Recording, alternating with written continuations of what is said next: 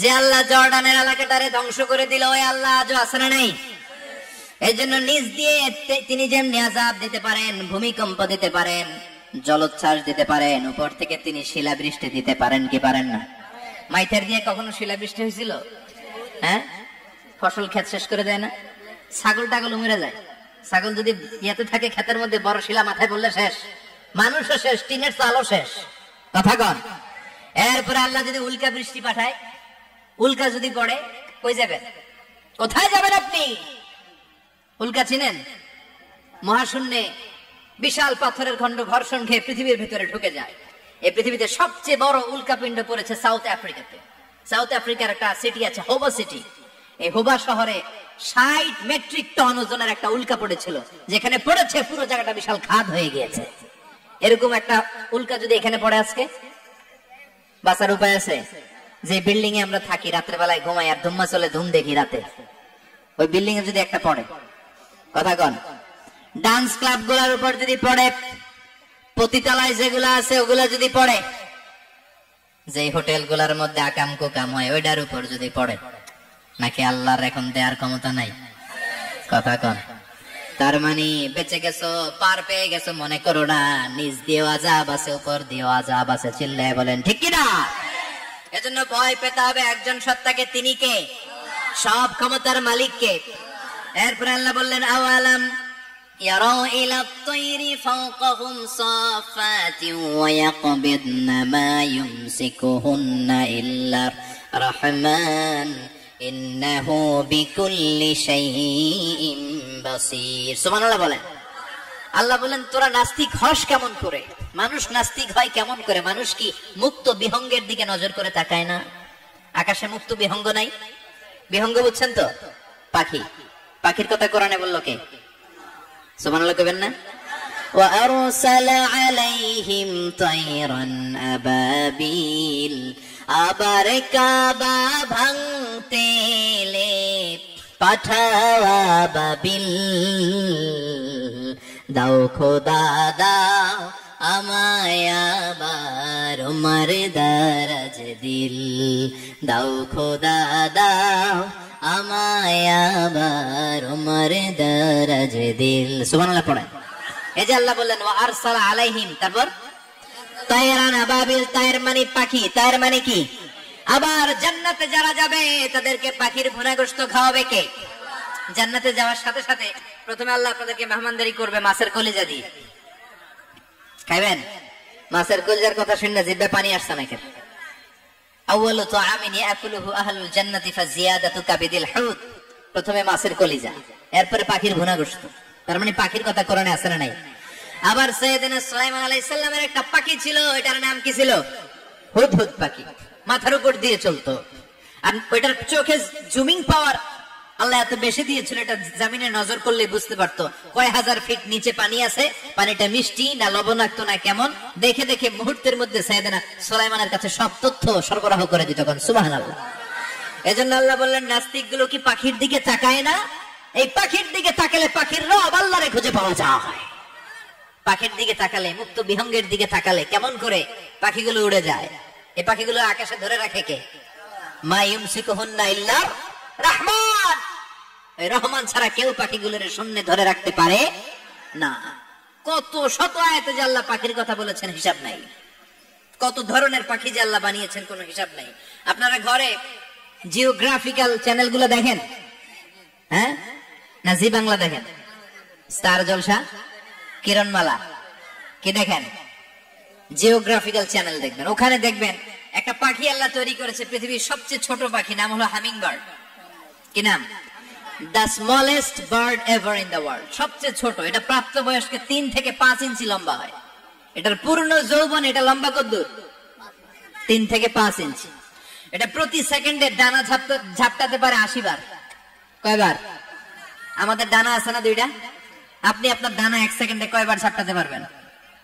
হ্যাঁ, আমি ঝাপটাইলাম, কয়টা হয়েছে 1 সেকেন্ডে?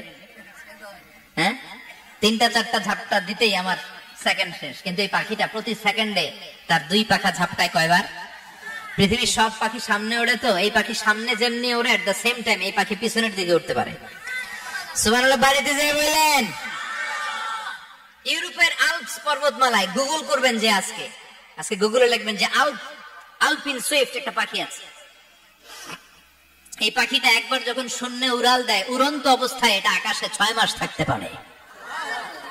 আকাশের মেঘের আব থেকে পানি খায়, শূন্যে ভেসে বেড়ানো পোকামাকড় ধরে খেয়ে বেঁচে থাকে। 6 মাস পরে একবার জমিনে ল্যান্ড করে নামে, নাইবা কয়েকদিন থেকে আবার উড়াল মারে, আবার উড়াল মারলে আবার 6 মাস। আলপিন সুইফট। আরেকটা পাখি আছে, অদ্ভুত পাখি, নাম হোমা বার্ড। এই হোমা বার্ড উড়ন্ত অবস্থায় ডিম পেড়ে দেয়, আর ওই ডিমটা জমিনে পড়ার আগেই মাঝখানে ডিম ফেটে বাচ্চা বেরোয়, বাচ্চা উঠতে শুরু করে দেয়। এই পাখিগুলোর কথা কোরআনে আছে না নাই? এজন্য আল্লাহ বললেন আওয়ালাম ইয়ারাউ ইলাত তায়রি ফাওকাহুম সাফাতিন ওয়া ইয়াকবিদনা মা ইউমসিকুহুন্না ইল্লার রাহমান ইন্নাহু বিকুল্লি শাইইন বাসীর। আল্লাহ বললেন নাস্তিকগুলো কি পাখির দিকে নজর করে তাকায় না? পাখির দিকে নজর করে যদি তাকায় তখন পাখির রব আল্লাহরে খুঁজে পাবে। চিল্লায় বলেন ঠিক কিনা? পাখিকে আরবিতে বলে তয়ের। সবাই বলেন পাখির আরবি কি? বিমানের আরবিও তয়ের। পাখি আরবি যা, বিমান আরবিও। এই পাখি নিয়ে গবেষণা করে বিমান বানাইছে। সুবহানাল্লাহ কইবেন না? আমরা বানাই নাই, আমরা তো খোঁচাখুচিতে ব্যস্ত, আমরা আছি ফতুয়া নিয়ে ব্যস্ত। তুই 20 কারণে কাফের, তোর চাচা 90 কারণে কাফের। তোর চাচা মরলে যেই জায়গায় কবর দেয়া হবে ওই কবরের মাটির উপরে যে ঘাস উঠবে, ওই ঘাস যে গরু খাবে, ওই গরুর দুধ যে খাবে, ও কাফের। আছে না নাই? খালি কাফের ফতুয়া দেয় ব্যস্ত। আমরা ফতুয়া নিয়ে রইলাম আর ওরা সব আবিষ্কার করে ফেললো। উইলবার রাইট আর অরভিল রাইট, এই দুই ভাই 1903 সালে এই বিমান আবিষ্কার করেছে এই আয়াতের উপর গবেষণা করে। আওয়ালাম ইয়ারাউ ইলাত তায়র, ওরা কি পাখি নিয়ে ভাবে না? আমাদের তো ভাবার সময় নাই, আমরা আছি মদ নিয়ে আর নারী নিয়ে আর জুয়াবাজি নিয়ে। চিল্লায় বলেন ঠিক কিনা? এমন অনেক মন্ত্রীদের হোটেল আছে যেখানে পতিতালয়ের আড্ডাখানা। চিল্লায় বলো ঠিক কিনা? মুসলমান রাজ মদ আর নারী নিয়ে ব্যস্ত, আর ইহুদি খ্রিস্টানরা আমাদের সব ঐতিহ্যকে ধারণ করেছে। উইলবার রাইট অরভিল রাইট গবেষণা শুরু করে দিল। পাহাড়ে শুয়ে শুয়ে দুই ভাই খালি পাখির ছবি আঁকে, কেমনে পাখিগুলো ডানা ঝাপটা মেরে ওঠে, কেমনে নামে। গবেষণা করতে করতে করতে প্লেন বানায় ফেললো 1903 সাল। আজ থেকে 100 বছর আগের স্টোরি শোনাচ্ছি আপনাদের। তখনকার বিমান এখনকার বিমানের মতো ছিল না। আপনি দেখবেন যে শুরুতে বিমান কেমন ছিল।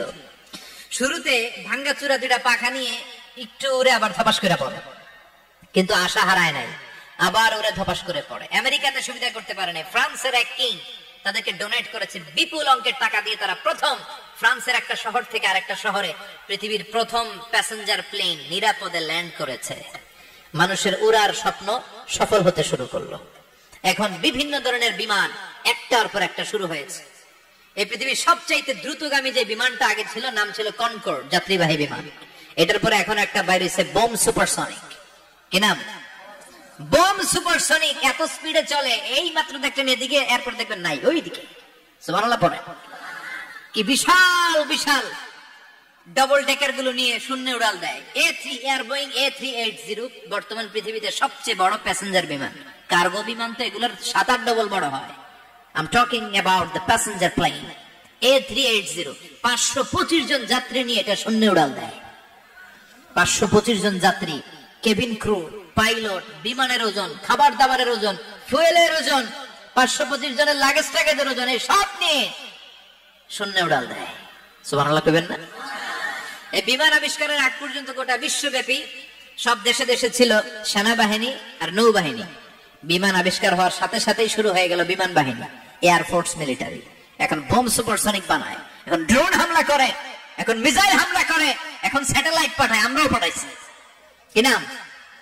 Bangabandhu satellite. We launching the Bangabandhu satellite channel last year. আমরা বঙ্গবন্ধু স্যাটেলাইটে পাঠাইছি উপরে। সবকিছু পাখির উপর গবেষণা করে হয়েছে। চিৎকার করে বলেন ঠিক কিনা? এজন্য আল্লাহ ডেকে বললেন, গোলাম ওরা কি পাখির দিকে তাকায় না? পাখির দিকে যদি নজর করে একেবারে তাকাতো, নাস্তিক আর নাস্তিক থাকতে পারতো না। এজন্য নাস্তিকদের জন্য এই সূরার ভেতরে ডোজ আছে, আই ওপেনার আছে। সর্বশেষ আল্লাহ একটা প্রশ্ন দিয়ে এই সূরাটা শেষ করলেন। প্রশ্নটা শুনবেন? শুনবেন সবাই? আল্লাহ বললেন, কুল আরাআইতুম ইন আসবাহা মাউকুম গাওরান ফামান ইয়াতিকুম বিমাইন মাইন। বলো দেখি সবে শুকাইয়া যদি যায় এই পৃথিবীর পানি, তাহলে হেথায় তটনির ধারা কে দিবে সবারে আনি? কে দিবেন? একদিন সকালবেলা ঘুম থেকে উঠছেন, টয়লেটে যাবেন, মুখ ধোবেন, স্কুলে যাবেন, অফিসে যাবেন, কাজে যাবেন, যাই দেখেন টিউবওয়েল চাপতেছেন, পানি নাই। ট্যাপ ছাড়লেন, পানি নাই। চোখের মধ্যে ময়লা, নাকে ময়লা। টয়লেটে যাবেন, পানি নাই। পুকুরে নাইবা দেখেন পানি নাই। বিশাল বিশাল মেশিন বসিয়ে মাটির নিচ থেকে ভূগর্ভস্থ পানি ওঠানোর চেষ্টা করলেন, একটা পানি নাই। এক ফোঁটা পানি গোটা বিশ্বে কোথাও নাই। কে দিব পানি আন্দারে? পানি সম্পদ মন্ত্রী দিব, ডোনাল্ড ট্রাম্প দিব, শেখ হাসিনা দিবে? কেউ দিতে পারবে? এক ফোঁটা পানি বানানোর ক্ষমতা আমাদের নাই, ঠিক কিনা? পানির বৈজ্ঞানিক নাম হচ্ছে H2O। কি নাম? এই দেশে H2 নিয়ে কত কথা আছে না নাই? হাইড্রোজেনের দুইটা মলিকিউল, অক্সিজেনের একটা মলিকিউল। এই দুইটা গ্যাস, হাইড্রোজেন আর অক্সিজেন, দুই গ্যাস একসাথে মিলাইলে কি হয়? কথা বলেন।